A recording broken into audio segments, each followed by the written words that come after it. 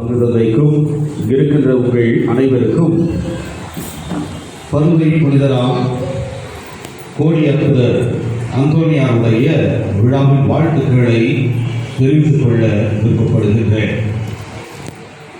இந்த திருவிழாவை நாம் கொண்டாடுகின்ற இந்த தருணத்திலே அந்தோனியாருடைய வாழ்க்கையை பற்றி நாம் பலமுறை கேட்டிருப்போம். சுருக்கமாக உங்களுக்கு மீண்டும் நினைவூட்ட அதை கூற விரும்புகின்றேன். போர்த்துகல் நாட்டிலே லிஸ்பன் நகரிலே 1195 ஆண்டு ஆகஸ்ட் 15ஆம் தேதி அந்தோனியா தந்தை மார்ட்டின், தாய் தெரசா இவர்களுக்கு மகனாக பிறக்கிறார். இவரது இயற்பெயர் ஃபெர்டினண்ட். பிறகு எதற்கு இவர் அந்தோனியா என்று அழைக்கப்பட்டார் என்று சொன்னால், புனித வனத்து அந்தோனியாரை இவருக்கு மிகவும் பிடிக்கும். புனித வனத்து அந்தோனியாருடைய வாழ்க்கையை இவர் அதிகமாக பின்பற்ற வேண்டும், அவரது கோட்பாடுகளை தன்னுடைய வாழ்க்கையில் பின்பற்ற வேண்டும் என்கிற எண்ணத்தோடு அவருடைய பெயரையே தன்னுடைய பெயராக மாற்றிக் கொள்கின்றார். இவரை பற்றி சொல்ல வேண்டும் என்றால், இவர் துறவு வாழ்க்கையை அதிகம் விரும்பியவர். எனவே துறவரத்தை தேர்ந்து கொண்டார். ஆனால் இவரது தனித்துவம் என்று சொல்லும் போது, இவர் இறை வார்த்தையை தெள்ள தெளிவாக மக்களுக்கு எந்த வகையில் அவர்களது உள்ளத்தை ஊடுருவுமோ, எந்த அளவிற்கு அறிவுபூர்வமாக அவர்களுக்கு உணர்த்த முடியுமோ அந்த அளவிற்கு அவர் மறைவுரை ஆற்றுவார் என்பதை நாம் கேள்விப்பட்டிருக்கின்றோம். அந்த காலத்தில்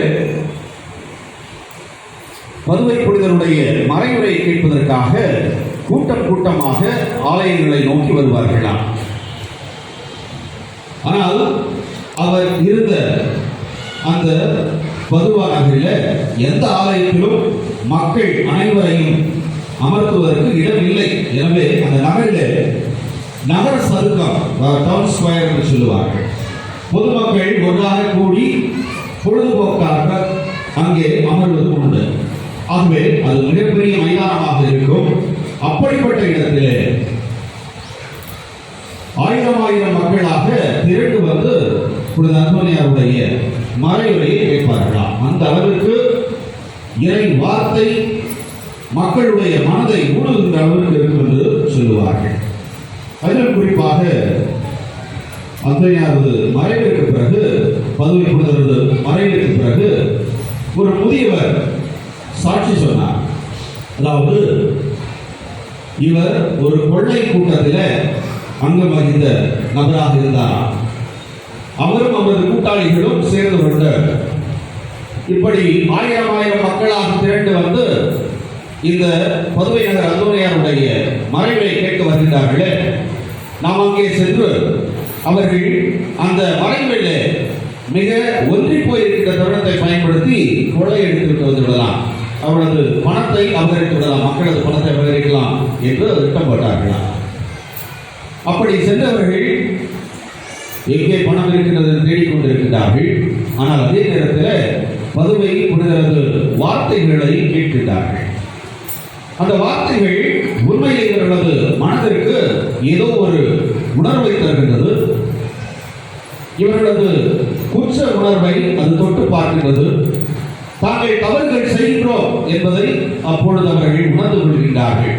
எனவே வந்த வேலையை விட்டுவிட்டு மறைவுரை கேட்க அமர்ந்து விட்டார்களா. அதில் குறிப்பாக இந்த முதியவர், அவரோடு இருந்த நண்பர்கள் அன்று அந்த திருட்டு பணியில், திருட்டு சம்பவத்தில் ஈடுபடாமல் சென்று விட்டார்கள். இந்த முதியவர் மற்றும் ஒரு சில நண்பர்கள் மட்டும், கூட்டாளிகள் மட்டும், இனி நாம் இத்தகைய செயலை செய்யக்கூடாது என்று இருந்து கொண்டார்களா. ஆக கொள்ளையடிக்க சென்றவர்களுக்கு ஒரு மனமாற்றத்தை நொடிப்பொழுதலை கொடுக்க வல்லவராக இருந்தவர் நம்முடைய பதுவை புனிதர். ஆகவே அவரை நாம் பாதுகாவலராக பெற்றிருப்பது நமக்கு கிடைத்த பேரு. ஆகவே இந்த தரமணி பகுதியில் பல்வேறு குடும்ப சூழல்களிலிருந்து நாம் வந்திருக்கின்றோம். ஒரே குடும்பமாக இங்கே கூடியிருக்கின்றோம். பதுவை புனிதரது இங்கே வந்திருக்கிற தருணத்திலே நாம் நமது வாழ்க்கைக்காக எதை கொண்டு செல்ல வேண்டும்? இந்த திருவிழா ஏதோ வருடம் வந்து முடிவுறுவதாக இல்லாமல் பருவை புரிகிறது வாழ்க்கையில அவர் சொல்லிக் கொடுத்த வாழ்வின் சூட்சுமங்களை நம்முடைய வாழ்க்கையிலும் அதை எடுத்து பயன்படுத்த கற்றுக்கொள்ள வேண்டும். எதை நாம் கற்றுக்கொள்ளலாம்? சொன்னது போல இறை வார்த்தையை கற்றுக்கொள்ள வேண்டும்.